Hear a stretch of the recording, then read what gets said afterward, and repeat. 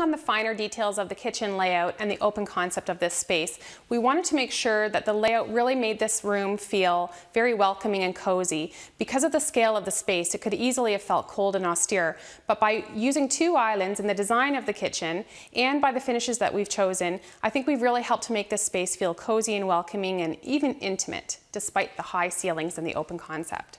So to begin with, in terms of the finishes, we wanted to use natural elements to help the space feel rustic and outdoorsy, but we also mixed that with some more contemporary clean lines so it didn't feel too cottagey. I love the paneling that we chose on the wall, the tongue and groove in a washed finish. It's beautiful in that weathered gray stain. And the islands are done in soapstone. Now we did choose different materials for the actual cabinetry under the island because we wanted this island to feel more like a gathering area. And we used rustic beams to give that little hit of a rustic element. And then this is the work island done in an oak finish. As in any kitchen design, you want to have working zones. In a kitchen of this scale, we were able to create a separate beverage and coffee bar area. We also have a servery area where a lot of the prep can be done and the mess can be hidden away when you're entertaining. And then we have our work kitchen area. And in this work kitchen area, we wanted to tie in the sitting island. So we've used that same rustic beam up at the ceiling.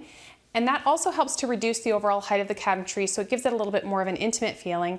And these large overscaled pendants over each island also help to make the space feel quite intimate. I want to also mention a few tips and tricks we used in this kitchen to help make it really functional and work well.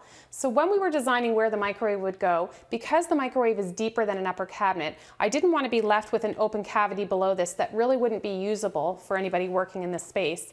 So by putting drawers below, we get some extra storage, and it also makes the microwave look more seamless. We also wanted to make sure that we used a stone return backsplash here. Because this is a work zone area, if there is a spill, that will protect the cabinet from getting damaged. We also tucked away a little pull-out step ladder underneath the kick base of the cabinetry, and that's so that the client can use that to reach the higher cabinets that she wouldn't be able to reach otherwise. Now the hood fan is the focal point in this kitchen, and we used a very weathered pewter finish on it to create that rustic element. Also, when you're designing a kitchen, if you're using a range that's deeper than your cabinetry, we always pop out the cabinet on either side so that the range doesn't feel like it's sticking out past. And that allows us to also get some really great storage in a narrow pull-out cabinet. So on this side we have knives, and over here we have some Tupperware containers for storage. So this is a great use of space and also makes it look a little bit more seamless.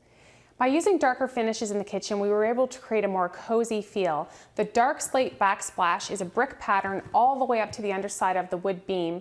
And behind the range, we've also used that same tile but in a herringbone installation to create an interest for that focal point.